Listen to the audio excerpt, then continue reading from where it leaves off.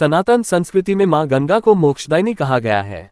वेद एवं पुराणों में मां गंगा के जन्म से जुड़ी कई कथाएं वर्णित हैं। धार्मिक मान्यताओं के अनुसार मां गंगा का पृथ्वी पर आगमन मनुष्य को सभी पापों से मुक्ति दिलाने के लिए हुआ था।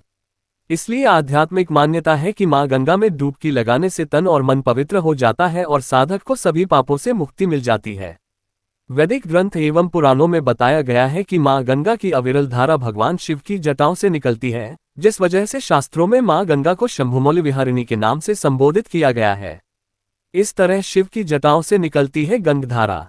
शिव पुराण में बताया गया है कि मां गंगा भगवान शिव को पति स्वरूप में पाना चाहती थी। शिव जी को प्राप्त करने के लिए लंबे समय तक उन्होंने घोर तपस्या की और तपस्या से प्रसन्न होकर शिव जी ने उन्हें साथ रहने का वरदान दिया। लेकिन मां गंगा का वेग इतना था कि उनके जल प्रवाह के आगे पृथ्वी पर त्राहिमाम मच गया। तब भगवान शिव ने गंगा को जटाओं में समा लिया।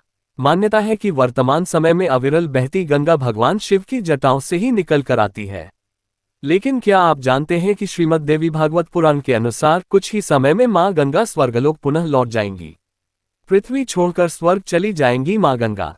श्रीमद् देवी भागवत पुराण की कथा में बताया गया है, वर्तमान समय में चल रहे कलयुग के 5000 वर्ष पूरे होने पर मां गंगा पृथ्वी से लौटकर वापस स्वर्ग चली जाएंगी और कलयुग ने अपना यह समय पूरा कर लिया है।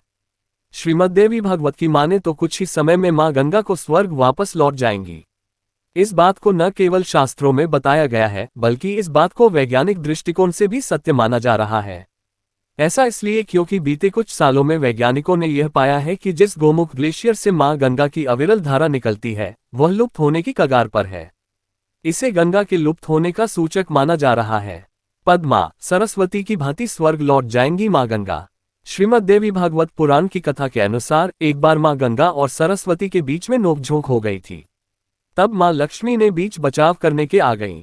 इससे क्रोधित होकर गंगा ने लक्ष्मी जी को पृथ्वी पर पद्मा नदी बनकर रहने का श्राप दे दिया। इससे देवी लक्ष्मी पद्मा नदी के रूप में पृथ्वी पर आए। श्राप के कारण गंगा और सरस्वती को भी पृथ्वी पर आना पड़ा। जब भगवान विष्णु को जब नारद मुनि से इस घटना के विषय में पता चला, तब उन्होंने कहा कि कलयुग 5000 पूरे होने पर धरती से धर्म का लोप होने लगेगा, जिससे तीनों देवियों को स्वर्ग लौटना होगा। ये जानकर आश्चर्य होगा कि पद्मा और सरस्वती नदी पहले ही लुप्त हो चुकी हैं।